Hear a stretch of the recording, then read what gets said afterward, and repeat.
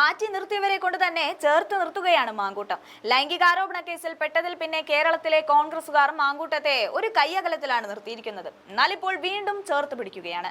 കഴിഞ്ഞ ദിവസമായിരുന്നു മാങ്കൂട്ടം യൂത്ത് ലീഗിന്റെ വേദിയിലെത്തിയത്. അതിനുശേഷം ഇതാ VK ശ്രീകണ്ഠൻ MP-ക്കൊപ്പം എത്തിയിരിക്കുകയാണ്.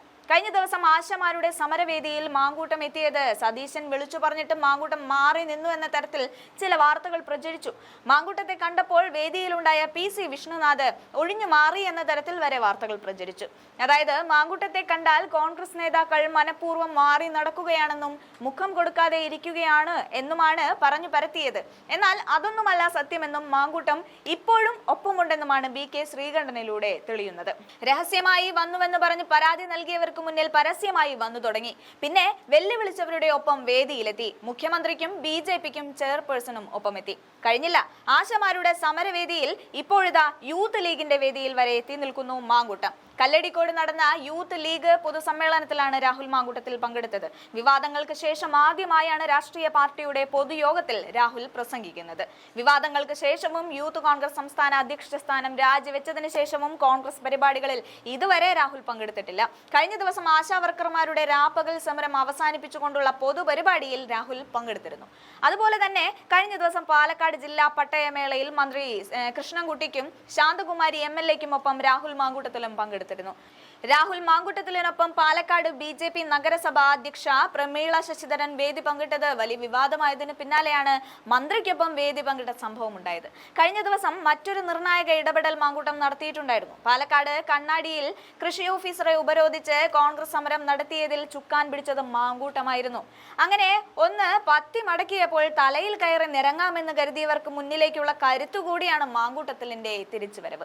പാലക്കാട് ജില്ലാ പഞ്ചായത്ത് ഹാളിൽ ലീഡ് ബാങ്ക് സംഘടിപ്പിച്ച ജില്ലാതല ക്യാമ്പിലാണ് ഇരുവരും വേദി പങ്കിട്ടത്. പ്രസംഗത്തിനിടയിൽ MP ഫണ്ടിലേക്ക് 25 കോടി രൂപ കിട്ടിയതിൽ 10 കോടി രൂപ വീതം MLA-മാർക്ക് കൊടുക്കുന്ന വിഷയമെല്ലാം മാങ്കൂട്ടം പറഞ്ഞിരുന്നു.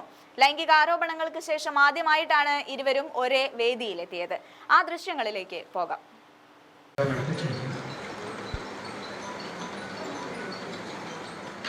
ഈ പ്രശ്നം പരിഹരിക്കാനുള്ള ഏറ്റവും എളുപ്പമാർഗം അദ്ദേഹം തന്നെ പറഞ്ഞു. 126 കോടി 25 കോടി രൂപ MP-യുടെ ഫണ്ടിലേക്ക് 30 കോടി വെച്ച് എല്ലാ MLA-മാർക്കും കൊടുക്കലാണ്.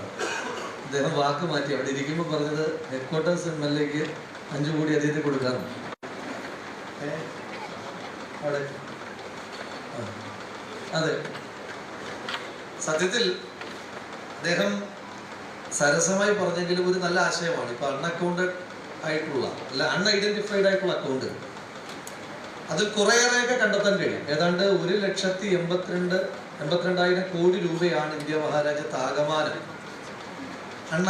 അൺഐഡന്റിഫൈഡ് ആയിട്ടുള്ള അക്കൗണ്ടുകളിൽ കിടക്കുന്ന പണമായി കരുതപ്പെട്ടു. അതിൽ കുറച്ചൊക്കെ ആധാറുമായി ലിങ്ക് ചെയ്യാപ്പെടാത്തതിന്റെ പ്രശ്നങ്ങൾ അതെല്ലാം ജനപ്രതിനിധികളെ വ്യക്തിപരമായിട്ടല്ലോ ഏൽപ്പിക്കുള്ളൂ. അത് ജനപ്രതിനിധികളുടെ ഫണ്ടുകളിൽ കൊടുക്കുക വഴി ഏറ്റവും കൃത്യമായി അർഹരായ ആളുകളിലേക്ക് എത്തുന്ന ഒരു നല്ല മാർഗമായിരിക്കും. അത് സത്യത്തിൽ ഇവിടെ അതിനൊരു പരിഹാരം ഉണ്ടാകാൻ പറ്റില്ല എങ്കിലും നിങ്ങളുടെ ഉന്നതമായ തലങ്ങളിൽ അത് ബാങ്ക് ഉദ്യോഗസ്ഥന്മാർക്ക് അത് അവിടെയെല്ലാം എത്തിക്കുവാൻ കഴിയുന്ന ഒരു നല്ല ആശയമായിട്ട് തന്നെയാണ് എനിക്ക് തോന്നുന്നത്. എന്തായാലും പാലക്കാട് ജില്ലയിൽ മാത്രം ഇത്രയേറെ പണം ഐഡന്റിഫൈ ചെയ്യപ്പെടാതെ കിടക്കുന്നു എന്ന് പറയുന്നത് വളരെ ഗൗരവത്തിൽ തന്നെ നിങ്ങൾ കണക്കാക്കി നിങ്ങളുടെ ഈ ക്യാമ്പയിൻ ഏറ്റവും മികവാർന്ന രീതിയിൽ തന്നെ മുന്നോട്ട് പോകണം എന്ന് തന്നെയാണ് അഭിപ്രായം. കൂടുതലായി ഒന്നും കടന്നു പോകാൻ ഉദ്ദേശിക്കുന്നില്ല. ഇത്രയും ബാങ്കിന്റെ പ്രതിനിധികളെ ഒന്നിച്ച് കണ്ടുകൊണ്ട് പാലക്കാട് നിയോജകമണ്ഡലത്തിലെ ജനപ്രതിനിധി എന്ന നിലയിൽ ഒരു ആവശ്യം കൂടി, ഒന്നല്ല 2 ആവശ്യം കൂടി നിങ്ങളുടെ മുന്നിലേക്ക് വയ്ക്കാൻ ആഗ്രഹിക്കുന്നു. ഒന്ന്, ഈ ഡാറ്റാ ബാങ്ക് വിഷയവുമായി ബന്ധപ്പെട്ട് ഉണ്ടാകുന്ന കൺഫ്യൂഷൻസിന്റെ ഭാഗമായിട്ട് പല ബാങ്കുകൾ കണ്ണാടിയും മാത്തൂരും പോലെയുള്ള പഞ്ചായത്തിലെ ആളുകൾ ഭൂമിക്ക് മുകളിലുള്ള ലോണുമായി വരുമ്പോൾ പല ബാങ്കുകൾക്ക് കൊടുക്കാൻ ഒരു കോൺഫിഡൻസ് ഇല്ലായ്മയുണ്ട്. അപ്പോൾ ആ കോൺഫിഡൻസ് ഇല്ലായ്മ അതിൻ്റെ ആവശ്യമില്ല, അതൊരു കൺഫ്യൂഷൻ മാത്രമാണ്. പക്ഷെ ആ കൺഫ്യൂഷന്റെ കോൺഫിഡൻസ് ഇല്ലായ്മ കാരണം ഇപ്പം ആളുകൾ ലോൺ എടുക്കാൻ വരുന്നത് അവരുടെ ഏറ്റവും അടിയന്തര സാഹചര്യങ്ങളിലാണ്. കുറച്ച് പൈസ കയ്യിലിരിക്കട്ടെ എന്ന് കരുതിയിട്ട് ലോൺ എടുക്കാൻ വരുന്നൊരു മനുഷ്യന് എനിക്കറിയില്ല. ഒന്നുകിൽ വരുന്നത് ഏതെങ്കിലും ഒരു ആരോഗ്യ അടിയന്തരാവസ്ഥ ഉണ്ടാകുന്ന സമയത്ത്, അതല്ല എങ്കിൽ വീട്ടിൽ എന്തെങ്കിലും വിവാഹം പോലെയുള്ള ചടങ്ങുകൾ നടക്കുന്ന സമയത്ത്, അതല്ല എങ്കിൽ ഒരു വീട് പണി നടക്കുന്ന സമയത്ത്, അതല്ലെങ്കിൽ മക്കളുടെ വിദ്യാഭ്യാസവുമായിട്ട് ബന്ധപ്പെട്ട് അത്തരം ഏറ്റവും അടിയന്തരമായ സാഹചര്യത്തിൽ മാത്രമാണ് ആളുകൾ ബാങ്കുകളെ ലോൺ എടുക്കാൻ സമീപിക്കുക. ഈ ഡാറ്റാ ബാങ്കിന്റെ വിഷയം എന്ന് പറയുന്നത് ഭരണതലത്തിൽ പരിഹരിക്കപ്പെടേണ്ടുന്ന ഒരു കോംപ്ലിക്കേറ്റഡ് സംഗതിയാണ്. അപ്പോൾ കഴിഞ്ഞ ദിവസം ഞങ്ങൾ ജില്ലാ കളക്ടറുമായിട്ട് മീറ്റിംഗ് ഉണ്ടായിരുന്നു.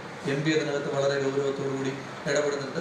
അപ്പോൾ അത് ജനപ്രതിനിധികളുടെ നിലയിൽ ഞങ്ങളും ഉദ്യോഗസ്ഥന്മാരും എല്ലാം ചേർന്നതിന് പരിഹാരം ഉണ്ടാക്കാൻ ശ്രമിക്കും. പക്ഷെ ബാങ്കുകൾ കുറച്ചുകൂടി മാനുഷികമായി അതിൻ്റെ ഒരു ആളുകൾ വരുന്നതിൻ്റെ അതിൻ്റെ ഒരു സാങ്കേതികത്വം മാത്രം നോക്കാതെ നിങ്ങൾ അതിൻ്റെ ഒരു മാനുഷിക വശം കൂടി പരിഗണിച്ച് ആളുകൾ വരുന്നതിൻ്റെ ആവശ്യം കൂടി പരിഗണിച്ച് നിങ്ങൾ അതിനകത്തൊരു അനുഭാവപൂർണ്ണമായ നയം സ്വീകരിക്കുവാൻ ലീഡ് ബാങ്കിൻ്റെ മാനേജർ തന്നെ മുൻകൈ എടുത്ത് ബാങ്കുകൾക്ക് നിർദ്ദേശം കൊടുക്കണമെന്നൊരു ചെറിയ റിക്വസ്റ്റ്.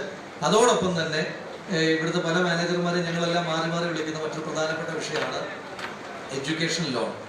എഡ്യൂക്കേഷൻ ലോണുകൾ കൊടുക്കാൻ പലപ്പോഴും പല ബാങ്കുകൾക്കും ഒരു പ്രയാസമുണ്ട്. പല ബാങ്കുകൾക്കുണ്ട്. പല ബാങ്കുകളിലും ഞാൻ നേരിട്ട് വിളിക്കാറുണ്ട്. അപ്പോൾ അത് കുറ്റമായിട്ട് പറയല്ല, നിങ്ങളുടെ മാത്രം പ്രശ്നമൊന്നുമല്ല, നിങ്ങൾ മുകൾ തലങ്ങളിൽ പറയേണ്ടതാണ്. അപ്പം പലപ്പോഴും എഡ്യൂക്കേഷൻ ലോണിൻ്റെ റീപേയ്മെൻറ്റ് റേഷ്യോ കുറവാണ് എന്നുള്ളതാണ് നിങ്ങളൊരു ബാങ്കിൻ്റെ ആസ്പെക്റ്റിൽ നോക്കുമ്പോൾ അതൊരു വലിയ ന്യായമായ കാര്യമായി തോന്നും.